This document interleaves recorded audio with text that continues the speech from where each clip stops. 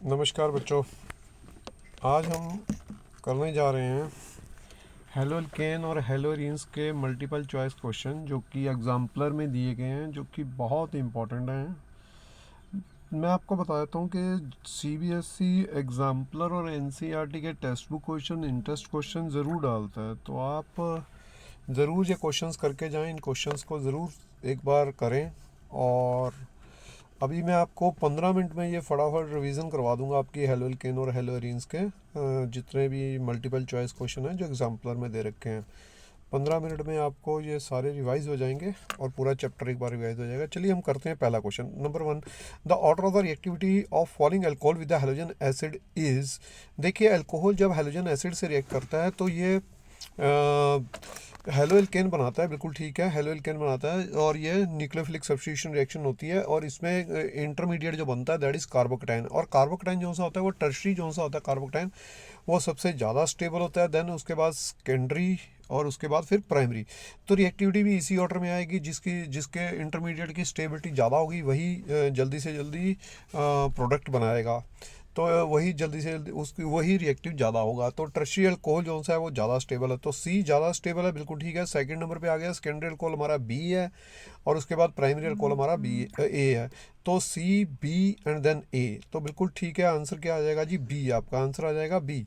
Next question आ गया, which of the following alcohol will yield the corresponding alkyl halide on reacting with the concentrated HCl at room temperature. देखिए, question same to same है, वैसे ही घुमाकर पूछा गया है कि HCl के साथ जल्दी से जल्दी जो हमें यील्ड दे देगा अल्काइल क्लोराइड की एट रूम टेम्परेचर में, हमें उसे गर्म नहीं करना है, हमें और किसी प्रकार से को एनर्जी नहीं देना है। तो हमें पता है कि टर्शरी जोन से हैं वो सबसे ज़्यादा रिएक्टिव हैं और रूम टेम्परेचर पे ही HCl के साथ रिएक्ट कर जाएंगे। वैसे ये ल्यूकस टेस्ट भी है, यू नो दैट कि प्राइमरी को हमें क्या करना पड़ता है, गर्म करना पड़ता है। रूम टेम्परेचर पे वो नहीं देते हैं टर्बिडिटी, सेकेंडरी वाले 5 मिनट बाद देते हैं टर्बिडिटी, और टर्शरी जोन सा होता है इमीडिएटली टर्बिडिटी देता है। तो इसमें से आप देखिए कौन सा टर्शरी है। आप देख पा रहे हैं कि डी जोन सा है वो टर्शरी है, बाकी ए जोन सा है वो प्राइमरी है, बी जोन सा है सेकेंडरी है, सी जोन सा है प्राइमरी है। तो डी बचा टर्शरी, यही जल्दी से जल्दी HCl के साथ एल्काइल क्लोराइड दे देगा एट रूम टेम्परेचर पे। तो ठीक है जी। Identify the Y compound in the following reaction. यहाँ पर एनिलिन दिया गया, एनिलिन ने रिएक्ट किया है किसके साथ? NaNO2 के साथ और HCl के साथ। तो दे रहा है जी डाइजोनियम सॉल्ट, ठीक है जी, डाइजोनियम सॉल्ट दे रहा है। और डाइजोनियम सॉल्ट, इस रिएक्शन को कहते हैं डाइएज़ोटाइजेशन। उसके बाद वो ट्रीट कर रहा है Cu2Cl2 से, तो यहाँ पर क्या होगा, नाइट्रोजन बाहर चली जाएगी और क्लोरोबेंजीन हमें मिल जाएगा। सैंडमेयर गटरमैन रिएक्शंस आपके हैं ये दोनों रिएक्शंस, ये इसी टाइप से डील करते हैं। तो उसमें CuHCl होता है, तो यहाँ पर Cu2Cl2 से ट्रीट किया गया है और ये आपका क्या आएगा, क्लोरोबेंजीन। तो A is answer. Question number next, toluene react with the halogen in presence of iron chloride giving ortho and para halogen compound. बिल्कुल ठीक है। टोलिन जो सा है वो FeCl3 के साथ रिएक्ट करके हमें ऑर्थो और पैरा हेलो कंपाउंड देता है। तो ये रिएक्शन किस टाइप का? देखिए, ये रिंग से रिएक्शन हो रहा है, क्लोरीन जाकर रिंग पे जाकर अटैच हो रहा है। तो ये जो रिंग है वो तो हमेशा इलेक्ट्रोफिलिक सब्स्टिट्यूशन रिएक्शन ही देता है, इलेक्ट्रोफिलिक, क्योंकि ऊपर और नीचे हाइब्रिडाइज और अनहाइब्रिडाइज ऑर्बिटल होते हैं पी के, वो क्लाउड होता है तो उस पर फिर इलेक्ट्रोफाइल अटैक करता है। तो इसलिए यहाँ पर क्या होगा, इलेक्ट्रोफिलिक सब्स्टिट्यूशन। और आयरन क्लोराइड कैटलिस्ट का काम करता है। ठीक है, अगला आ गया, which of the following is a halogen exchange reaction. Halogen exchange reaction आपने किस में पढ़ा था? फिंकलस्टाइन रिएक्शन में। फिंकलस्टाइन रिएक्शन में आपने पढ़ा था कि आइडो एल्केन बनाते हैं। तो यहाँ पर पहला रिएक्शन देखिए, RX plus NaI gives RI plus NaX। तो ठीक है, आयोडीन रिप्लेस कर रहा है, एक्सचेंज कर रहे हैं हैलोजन के साथ। यहाँ पर हैलोजन एक्सचेंज हो रहा है, Na के साथ I था और R के साथ X हैलोजन था, हैलोजन एक्सचेंज हुआ है। आंसर तो बिल्कुल ये बनता है। दूसरा बी पार्ट में देख लेते हैं, बी पार्ट में एडिशन रिएक्शन हो रहा है, ये तो HX ऐड हो रहा है। सी पार्ट में हैलोजन एक्सचेंज तो हैलोजन रिप्लेस तो कर रहा है मगर OH को कर रहा है, तो यहाँ पर एक्सचेंज थोड़ा ना हो रहा है, नहीं हो रहा। CH3 टोलिन है और उसके साथ X दे रहे हैं, तो यहाँ पर तो ये अभी पढ़ के हटे हैं कि ये इलेक्ट्रोफिलिक सब्स्टिट्यूशन रिएक्शन है। तो वहाँ पर सबसे आंसर एप्रोप्रिएट आंसर क्या है? ए। तो ये आपका फिंकलस्टाइन रिएक्शन है, उसने फिंकलस्टाइन को दूसरे ढंग से पूछा गया। Which reagent will you use for the following reaction. ठीक है जी, यहाँ पर आप देख रहे हैं आपके पास ब्यूटेन है, ब्यूटेन से आपका 1 क्लोरोब्यूटेन आ रहा है और 2 क्लोरोब्यूटेन आ रहा है, इसका मतलब क्लोरीनेशन हो रही है। क्लोरीनेशन जब भी आप हाइड्रोकार्बन की एल्केन की करेंगे तो आपको याद है कि किसकी प्रेजेंस में होता है, अल्ट्रा वायलेट लाइट्स में प्रेजेंट होता है, लाइट की प्रेजेंस होनी जरूरी है। तो A is a right answer. Dark में ये बिल्कुल नहीं होगा, सी और डी दोनों डार्क में दे रखे हैं, नहीं होगा। NaCl H2SO4 में भी नहीं होगा। तो ये जो सा है A is a correct answer. Chlorination जब भी करनी है वो किस में करोगे आप अल्ट्रा वायलेट लाइट की प्रेजेंस में करोगे। Arrange the following compounds in the increasing order of there density. तो डेंसिटी, जब भी वो डेंसिटी के बारे में पूछे तो आपको हमेशा एक कॉन्सेप्ट अपने माइंड में रखना है कि more the molecular mass more is the density. तो यहाँ पर मोलिकुलर मास किसका ज़्यादा है, देखो थर्ड और फोर्थ में आप देख रहे हैं कि पहले वाले में तो क्लोरीन है नहीं, दूसरे वाले में क्लोरीन है, उसका मोलिकुलर मास जुड़ गया। तीसरे वाले में 2 क्लोरीन हो गए तो 2 क्लोरीन का मोलिकुलर मास हो गया। चौथे वाले में आप देख रहे हैं कि ब्रोमीन आ गया क्लोरीन की जगह। बिल्कुल ठीक है जी, ब्रोमीन का मास ज़्यादा होता है क्लोरीन से, तो ये सबसे ज़्यादा होगा। तो ये सबसे उसने इंक्रीजिंग ऑर्डर में कहा तो ये सबसे टॉप पे बैठेगा। सेकंड नंबर पे जो इससे नीचे बैठेगा वो होगा जी थर्ड, उसके बाद सेकंड बैठेगा और उससे पहले 1 बैठेगा। तो इंक्रीजिंग ऑर्डर में 1 सबसे कम है, 1 से ज़्यादा 2, 2 से ज़्यादा 3, 3 से ज़्यादा 4। तो आंसर आ जाएगा जी ए। ठीक है जी। Arrange the following in the increasing order of their boiling point. Boiling point में भी मोलिकुलर मास देखते हैं और देखते हैं जी ब्रांचिंग। यहाँ पर बॉइलिंग मोलिकुलर मास तो सबका लगभग बराबर है क्योंकि 4 4 4 4 कार्बन ही है, मगर हम ब्रांचिंग देखेंगे। ब्रांचिंग देख रहे हैं तो क्या पा रहे हैं कि थर्ड वाले में ब्रांचिंग सबसे ज़्यादा है, इसका बॉइलिंग पॉइंट सबसे कम होगा। इससे ऊपर होगा जी फर्स्ट वाले का थोड़ा, और सबसे ज़्यादा किसका होगा, सेकंड वाला का। इंक्रीजिंग ऑर्डर में जाना है तो आंसर क्या आएगा जी सी। याद रखना है बॉइलिंग पॉइंट जब भी वो पूछे या तो आपने ब्रांचिंग देख लेनी है और मोलिकुलर मास। ब्रांचिंग से क्या हो, ब्रांचिंग से वैन डर वाल्स फोर्सेस कम हो जाती हैं जिससे बॉइलिंग पॉइंट डिक्रीज कर जाता है। चलिए क्वेश्चन नंबर 9 देखते हैं जी। Carbon atom marked with the asterisk is asymmetric. जब भी एसिमेट्रिक के पास आ जाए तो समझ लीजिएगा मैं आपको एक सीधी एड दे रहा हूँ। द कॉप, द कॉप में क्या है, that is it should be tetrahedral होना चाहिए, टेट्रा ग्रुप्स के साथ, और वो भी HE का मतलब है हिट्रियो ग्रुप होने चाहिए, 4 होने चाहिए और हिट्रियो ग्रुप होने चाहिए। अगर ये 4 ग्रुप हैं और हिट्रियो ग्रुप अटैच हैं तो वो जो सा है वो एसिमेट्रिक कार्बन है और कायरल भी है, और वो क्या है, वो ऑप्टिकल एक्टिव भी है। तो इनमें देखिए ए में तो चारों अलग हैं, बिल्कुल ठीक है। बी में भी चारों, सेकंड वाले में भी चारों अलग हैं, ठीक है। थर्ड वाले में भी चारों अलग हैं, ठीक है। मगर फोर्थ वाले में देखिए 2 हाइड्रोजन ग्रुप अटैच हैं उसी कार्बन से, तो वो कार्बन अब एसिमेट्रिक नहीं रहा क्योंकि उसके पास टेट्रा वाली, टेट्रा हिट्रियो वाली, टेट्रा तो है मगर हिट्रियो नहीं है, तो इसलिए ये वो कंडीशन पूरी नहीं कर रहा है। तो इसमें कौन कौन से हैं जी, फर्स्ट सेकंड और थर्ड, मगर फोर्थ नहीं है। तो उसने पूछा कौन से हैं, तो आंसर आ जाएगा जी B, first second and third.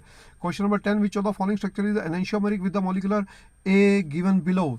तो आपने यहाँ पर एनेंशियोमर्स क्या होते हैं, मिरर इमेजेस होती हैं, non super imposable mirror images होती हैं, और स्टीरियो आइसोमर है। तो आपने देखा होगा मिरर में जो सा अगर आप लेफ्ट हैंड आगे करके खड़े हैं तो लेफ्ट हैंड आपका उधर भी आगे आएगा।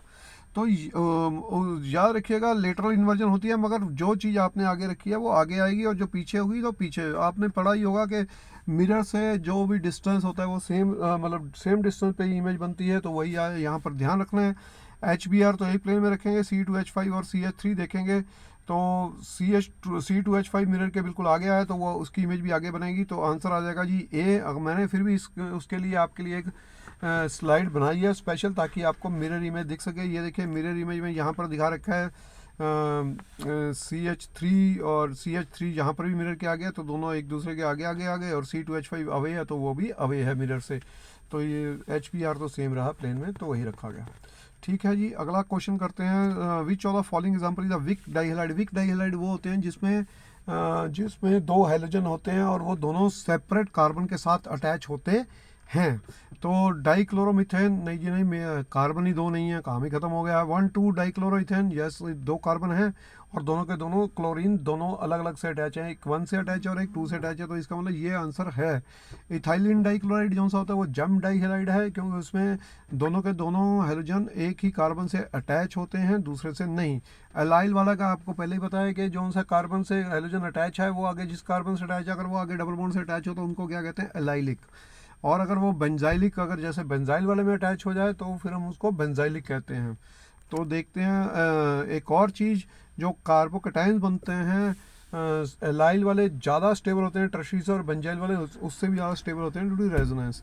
तो the position of the B R in the compound is, यहाँ पर आप वो कंपाउंड दिया हुआ है और आप देख रहे हैं कि बी आर जिस कार्बन से अटैच है वो आगे, जिस कार्बन से अटैच है वो आगे डबल बॉन्ड्स का से अटैच है। इसका मतलब ये तो एलाइलिक हो गया।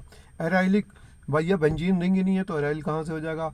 विनाइल, विनाइल में आपको बता देता हूँ, विनाइल में जब कार्बन जो कार्बन हाइड्रोजन से अटैच है वो आगे खुद ही डबल बॉन्ड से अटैच हो।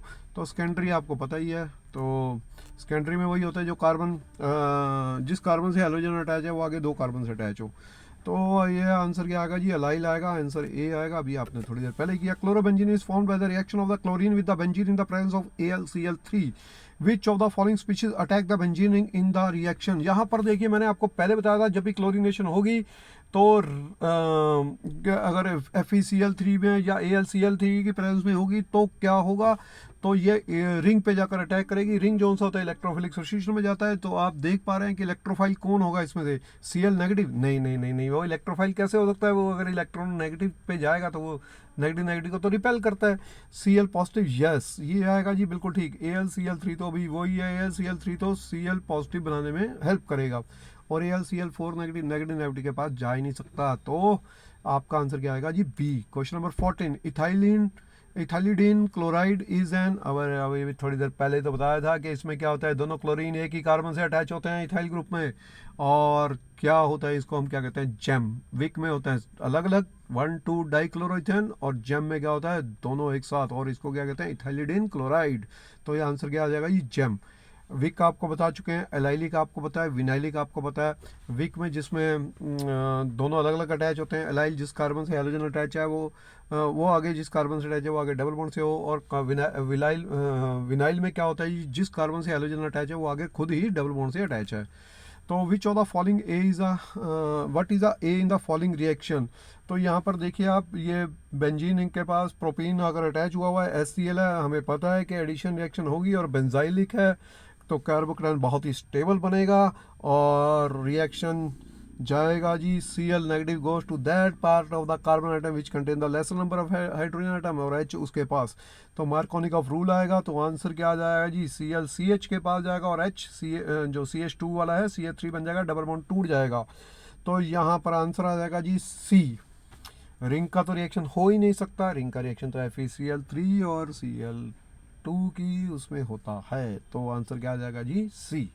चलिए next, an a alkyl halide group will prefer to undergoes a primary alkyl halide किसके अंडर जाना चाहता है।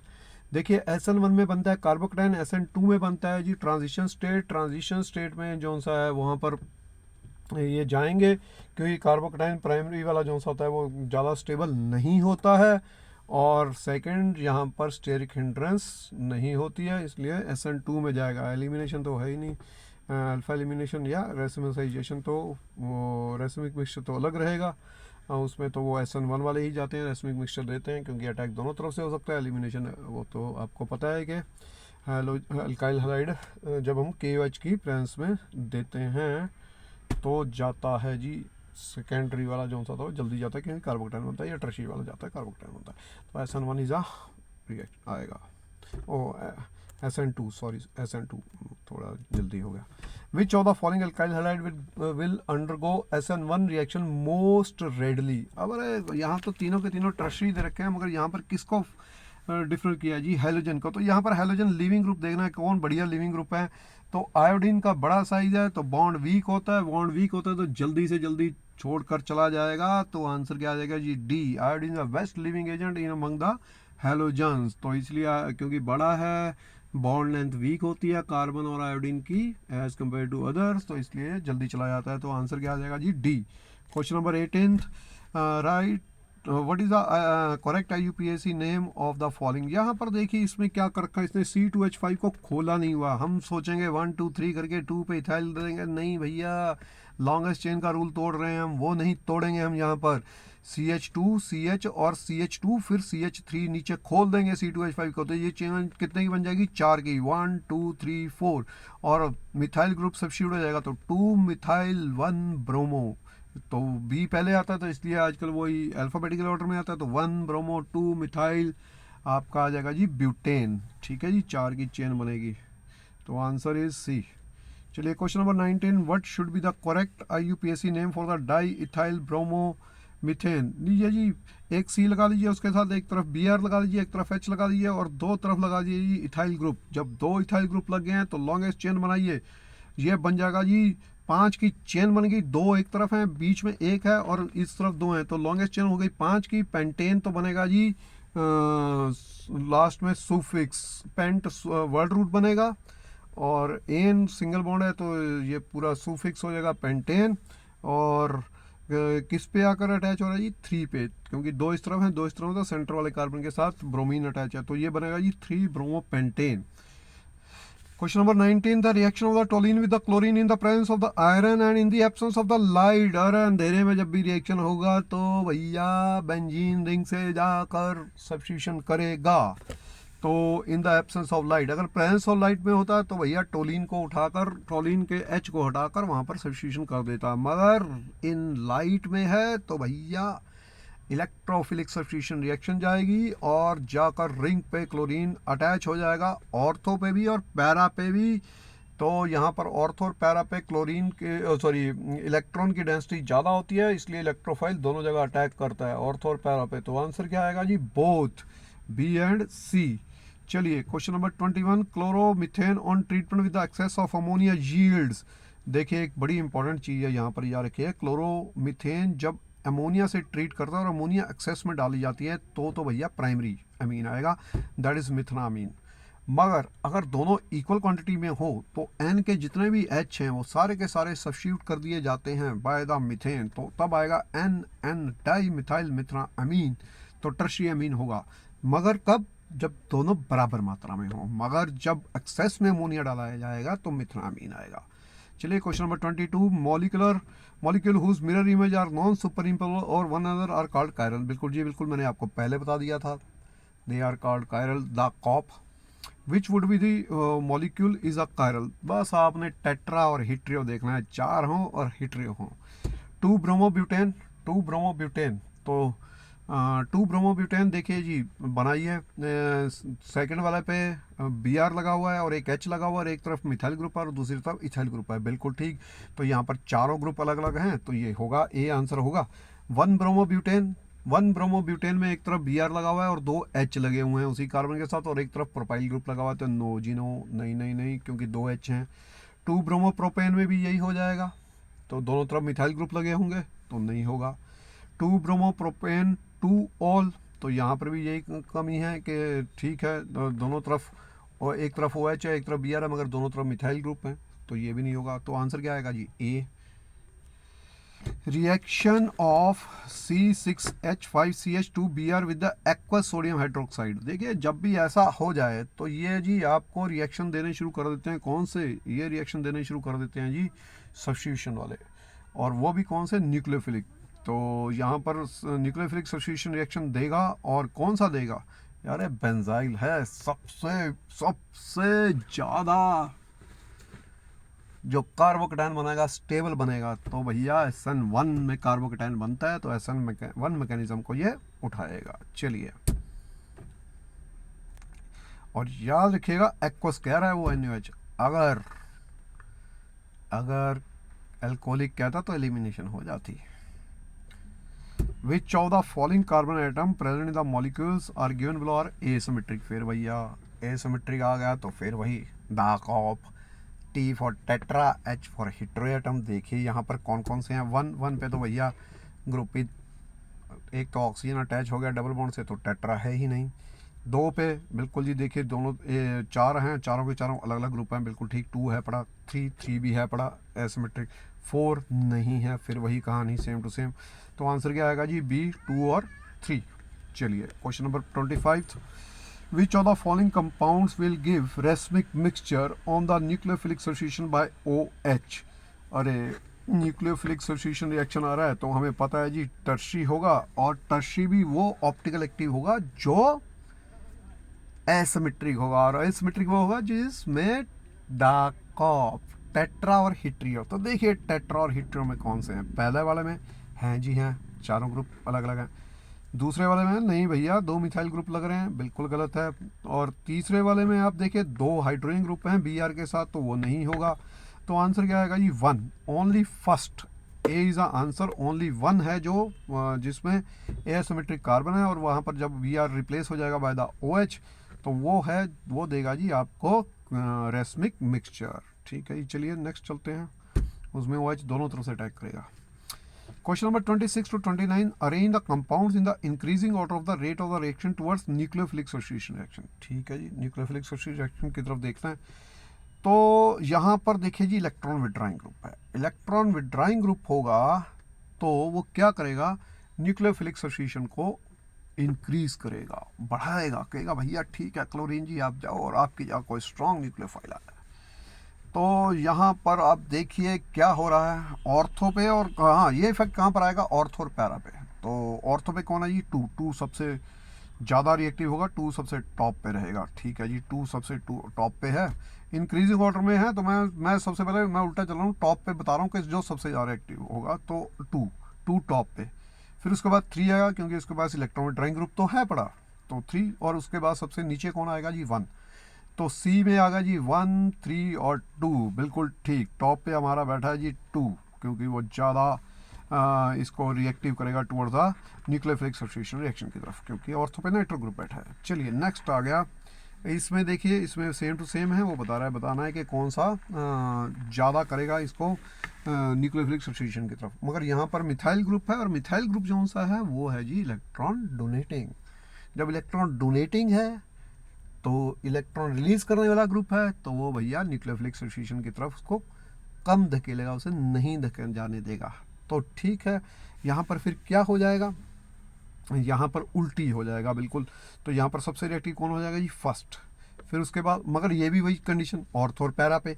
तो फर्स्ट के बाद कौन आ जाएगा, थर्ड के बाद कौन आ जाएगा जी सेकंड। इसका मतलब टॉप पे कौन बैठा है जी फर्स्ट, टॉप पे फर्स्ट है, फिर उसके बाद टॉप पे फर्स्ट है, उससे कम कौन है जी, उससे कम है जी आपका 3 नंबर वाला, और उससे सबसे कम कौन है जी सेकंड नंबर वाला। तो आंसर क्या आएगा जी डी। चलिए अगला क्वेश्चन देखते हैं, क्वेश्चन नंबर 29।